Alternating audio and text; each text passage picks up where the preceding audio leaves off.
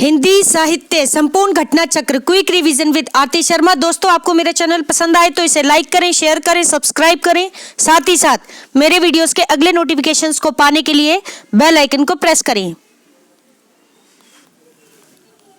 दोस्तों, आज हम करेंगे घटना चक्र का पार्ट 254, जिसमें हम देखेंगे पत्र पत्रिकाओं से संबंधित अगले प्रश्नों को। ठीक है, ध्यान दें। अगला प्रश्न है, भारत मित्र पत्रिका के संपादक कौन थे?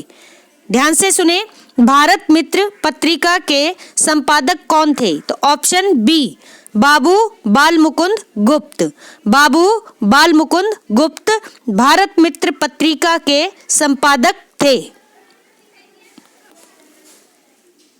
अगला प्रश्न है, ध्यान दें, वर्तमान साहित्य पत्रिका के संपादक कौन है? वर्तमान साहित्य एक पत्रिका है, संपादक पूछे जा रहे हैं। इसका सही उत्तर है ऑप्शन डी, विभूति नारायण राय। विभूति नारायण राय वर्तमान साहित्य पत्रिका के संपादक हैं। ठीक है, देखते हैं प्रश्न की व्याख्या। वर्तमान साहित्य पत्रिका के संपादक विभूति नारायण राय हैं। यह पत्रिका साहित्य और कला के विकास से संबंधित है।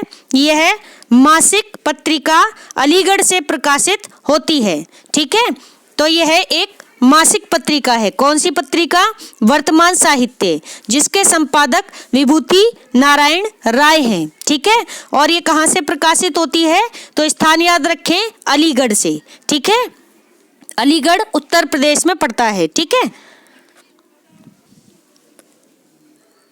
अन्य महत्वपूर्ण तथ्य, ध्यान दें, विभूति नारायण राय आईपीएस अधिकारी जो कि सेवानिवृत्त हैं। ठीक है, जो आजमगढ़ यानी उत्तर प्रदेश में एक आजमगढ़ है, वहां के रहने वाले हैं विभूति नारायण राय। ठीक है, ध्यान रखें। उपन्यास तबादला, उपन्यास है तबादला, जिसके लिए उन्हें अंतर्राष्ट्रीय इंदु शर्मा कथा सम्मान प्राप्त हुआ है। कौन सा सम्मान? इंदु शर्मा कथा सम्मान। किसे प्राप्त हुआ है? विभूति नारायण शर्मा को। किसके लिए? उपन्यास तबादला के लिए। ठीक, फिर है इनकी अन्य रचनाएं, ध्यान दें, इनकी अन्य रचनाएं हैं किस्सा लोकतंत्र, बहुत ही इंपॉर्टेंट है। किस्सा लोकतंत्र यह एक उपन्यास है। ठीक है, विधा याद रखें, किस्सा लोकतंत्र। फिर है एक छात्र का रोजनामचा। ठीक है, क्या है? एक छात्र का रोजनामचा। ये क्या है? व्यंग्य संग्रह है दोस्तों, व्यंग्य संग्रह। ठीक है, फिर है घर, फिर शहर में कर्फ्यू, शहर में कर्फ्यू। फिर है प्रेम की भूत कथा, प्रेम की भूत कथा। ठीक है, ये सभी इनकी अन्य रचनाएं हैं। एक बार फिर से सुने इनकी अन्य रचनाएं। ध्यान दें दोस्तों, इनकी अन्य रचनाएं हैं किस्सा लोकतंत्र जो कि एक उपन्यास है। ठीक है, फिर है एक छात्र का रोजनामचा जो कि व्यंग्य संग्रह है। फिर है घर, फिर शहर में कर्फ्यू, फिर प्रेम की भूत कथा। ठीक है, विभूति नारायण जी की क्या है? ये अन्य रचनाएं हैं, ध्यान रखेंगे। अगला प्रश्न है, ध्यान दें, नई कहानी पत्रिका का संपादक कौन था? बहुत ही इंपॉर्टेंट प्रश्न है। ठीक है, ध्यान दें, नई कहानी पत्रिका के संपादक कौन थे? तो ऑप्शन सी, कमलेश्वर जी। कौन? कमलेश्वर जी। ठीक है, ध्यान रखेंगे। मेरी सलाह से आप इनके सभी संपादकों को एक बार अच्छे से पढ़ लें। ठीक है, देखते हैं प्रश्न की व्याख्या। विहान जैसी पत्रिका का वर्ष 1954 में संपादन आरंभ कर कमलेश्वर ने कई पत्रिकाओं का सफल संपादन किया। ठीक है, विहान जैसी पत्रिकाओं का वर्ष 1954 में संपादन किया। ठीक है, किसने? कमलेश्वर जी ने। ठीक है, और इसी के साथ ही कई पत्रिकाओं का सफल संपादन किया, जिनमें नई कहानियां, ध्यान से सुने, नई कहानियां। जिसका समय है 1963 से 1966। फिर है सारिका 1967 से 1978, सारिका पत्रिका। ठीक, फिर है कथा यात्रा 1978 से 1979। ठीक है, फिर है गंगा 1984 से 1988 इत्यादि। ये सभी प्रमुख पत्रिकाएं हैं किसकी? कमलेश्वर जी की। एक बार फिर से सुन लें, विहान पत्रिका, ठीक है, इसके साथ ही नई कहानियां, फिर है सारिका, फिर कथा यात्रा, फिर गंगा। ये सभी कमलेश्वर जी की महत्वपूर्ण पत्रिकाएं हैं जिनका संपादन इन्होंने किया। ध्यान रखेंगे दोस्तों, ठीक है। और नई कहानी, जैसा कि प्रश्न में कहा गया है, नई कहानी पत्रिका के संपादक कौन है? कमलेश्वर जी। ऑप्शन सी सही उत्तर है। ठीक है,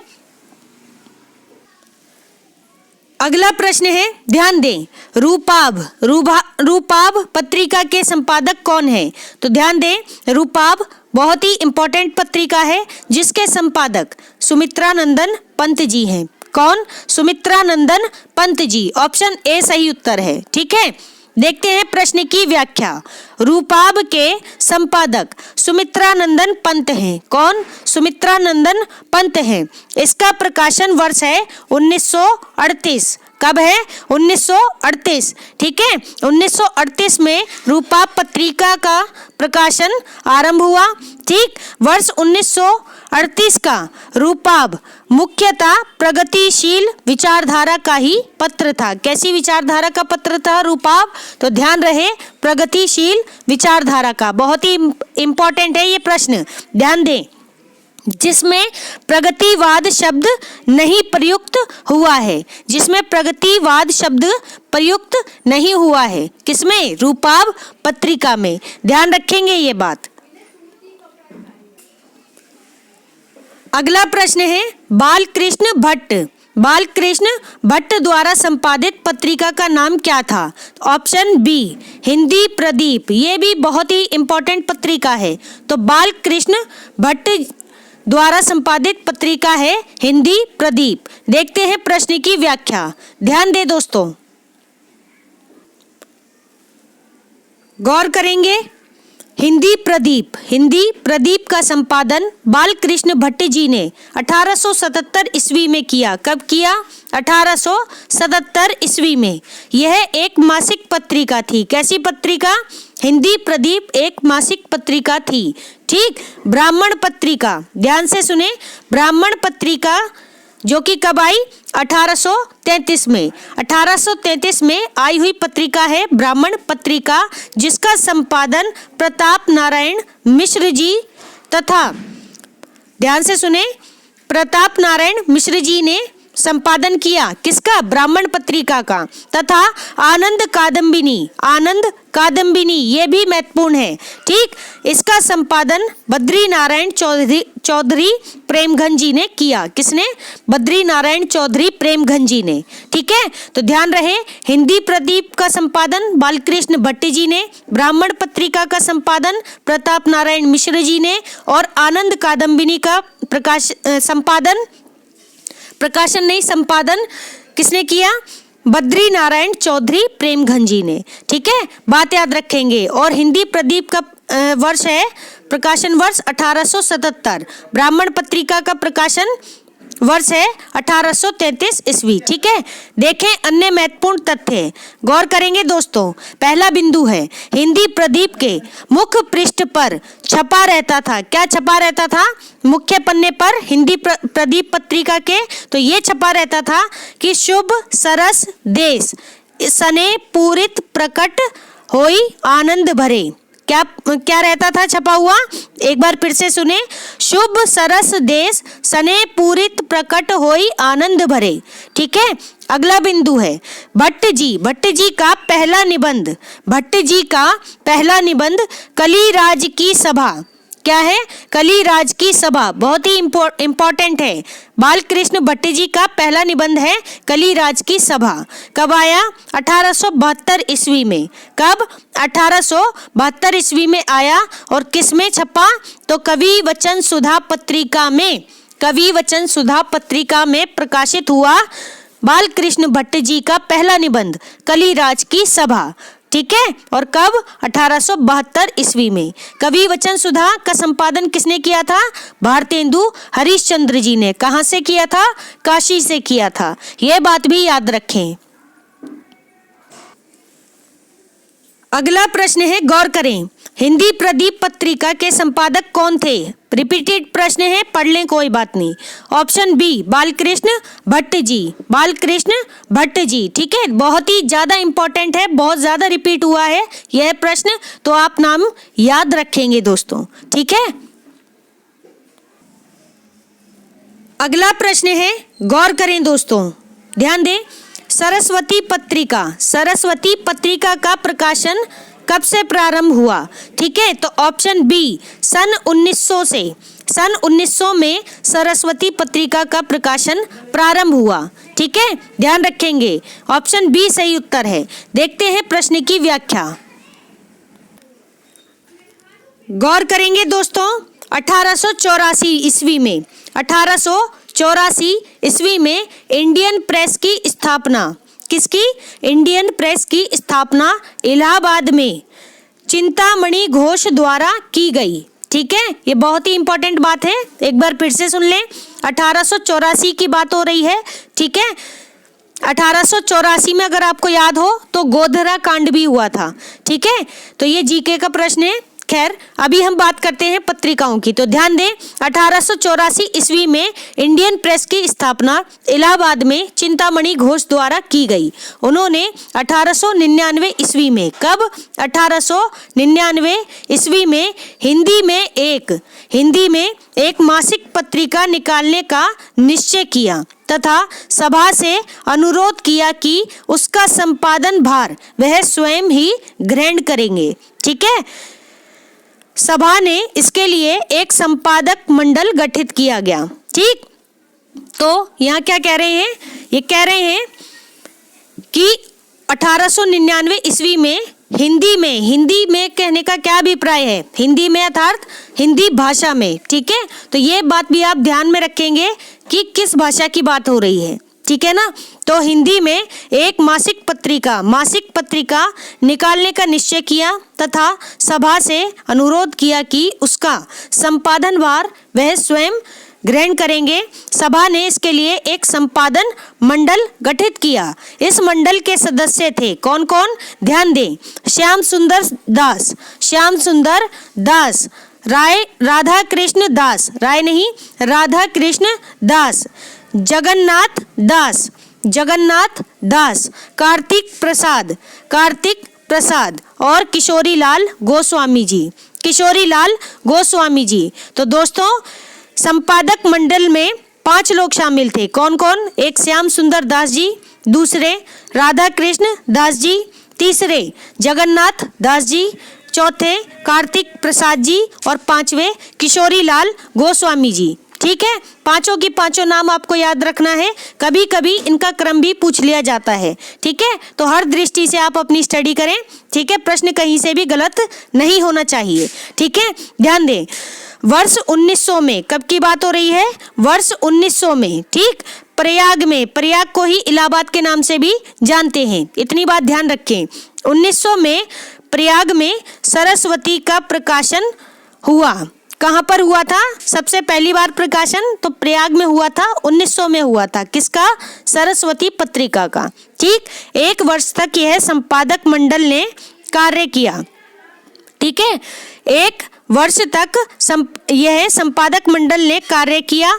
उसके बाद वर्ष 1901 में इस कार्य का दायित्व श्याम सुंदर दास को मिला। तो पहले देखो, 1 वर्ष तक संपादक मंडल ने संयुक्त रूप से काम किया था इस पत्रिका के लिए, ठीक है। फिर ठीक 1 साल बाद यानी 1901 में इस पत्रिका के कार्य का दायित्व किसने संभाला?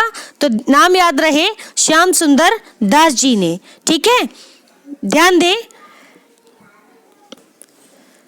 गौर करेंगे दोस्तों, वर्ष 1903 में, ध्यान दें, वर्ष 1903 में महावीर प्रसाद द्विवेदी जी इसके संपादक बने।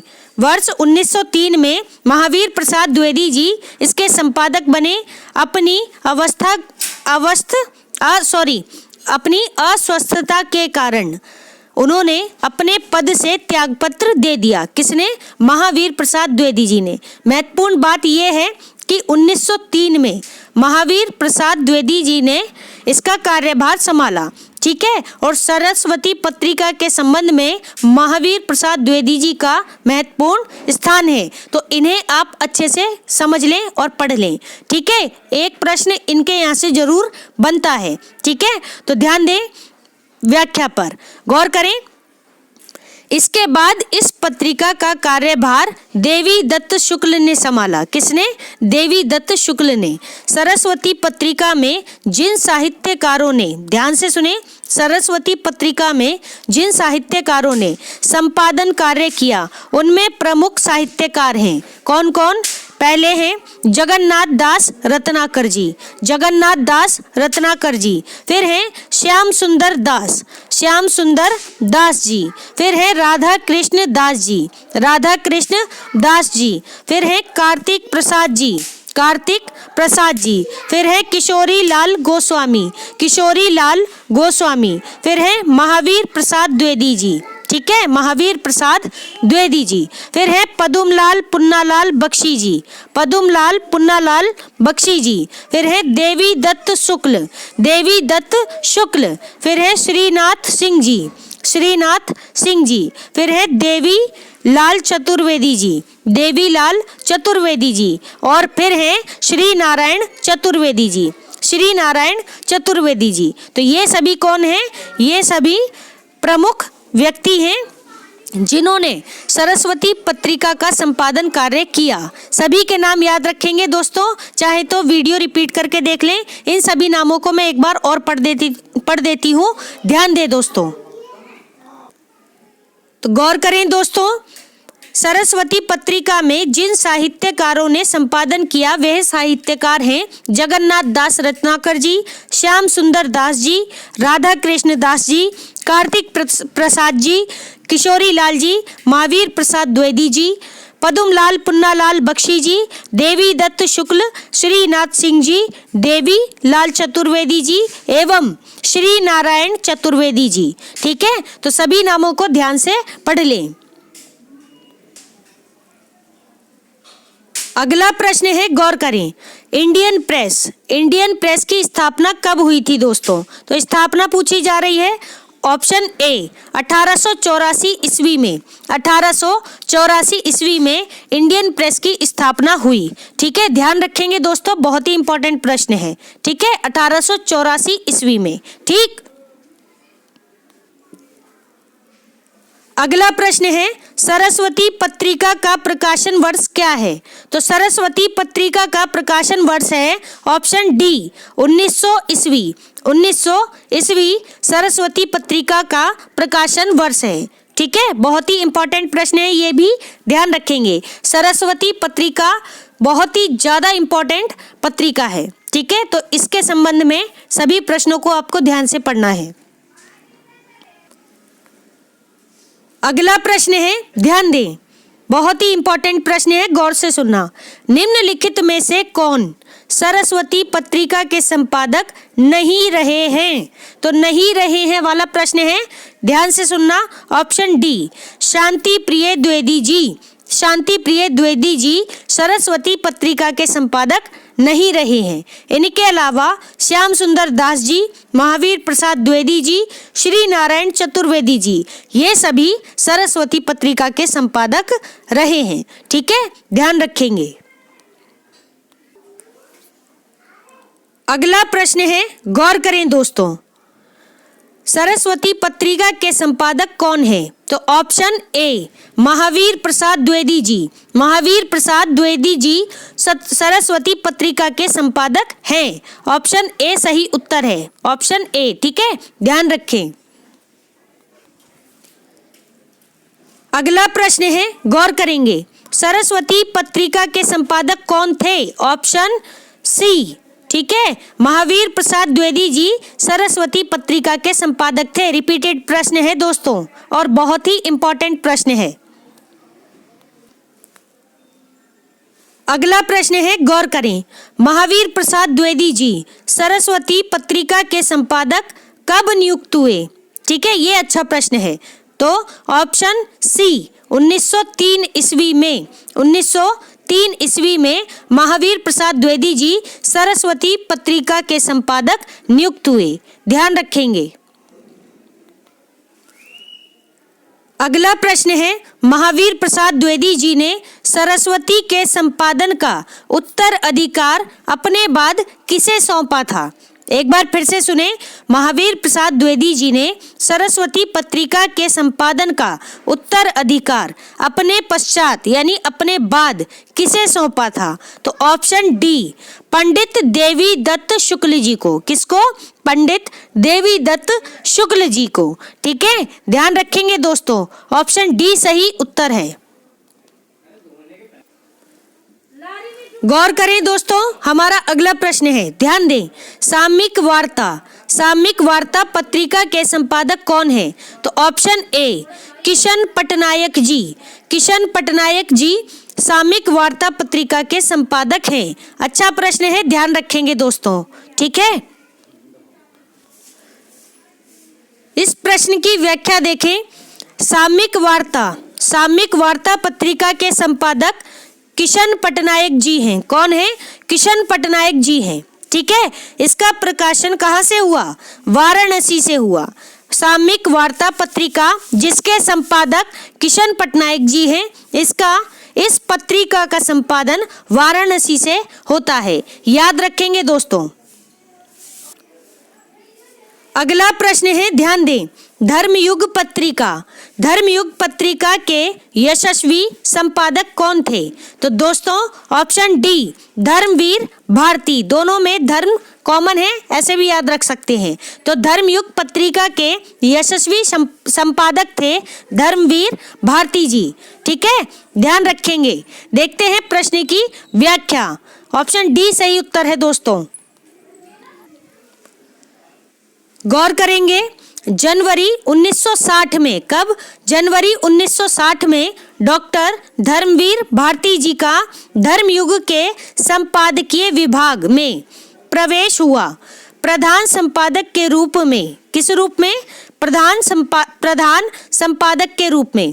ठीक, जनवरी 1960 में धर्मवीर भारती जी का धर्मयुग के संपादकीय विभाग में प्रवेश हुआ। कब की बात हो रही है?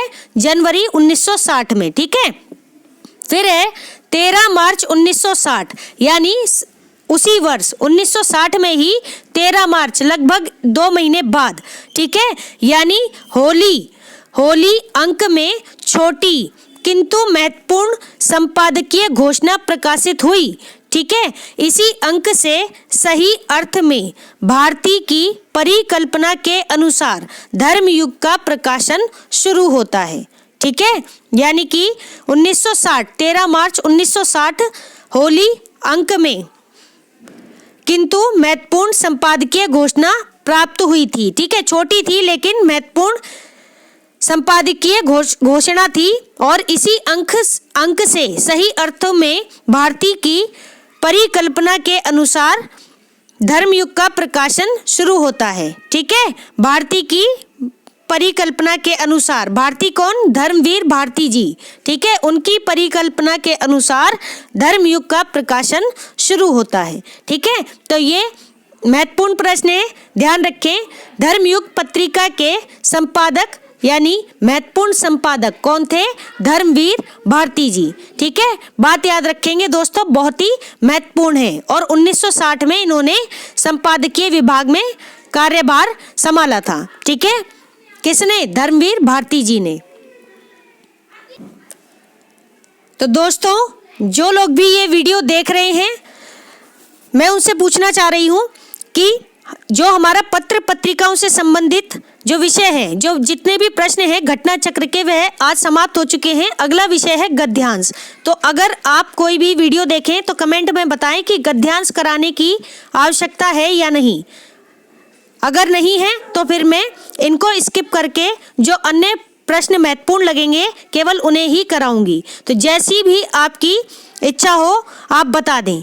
ठीक है, अगर आप कहेंगे गद्यांश कराएं तो मैं गद्यांश भी करा दूंगी। अगर इन्हें स्किप करना होगा तो स्किप करके हम अगले प्रश्नों पर चलेंगे। ठीक है, तो देख लेना वीडियो और कमेंट बॉक्स में जरूर बता देना। तो दोस्तों हमारा आज का वीडियो यही समाप्त होता है। Thanks for watching. अगर आपको मेरे वीडियोस पसंद आ रहे हैं तो इन्हें लाइक करें, शेयर करें, मेरे चैनल को सब्सक्राइब करें। साथ ही साथ मेरे वीडियोस के अगले नोटिफिकेशंस को पाने के लिए बेल आइकन को प्रेस करें। धन्यवाद दोस्तों।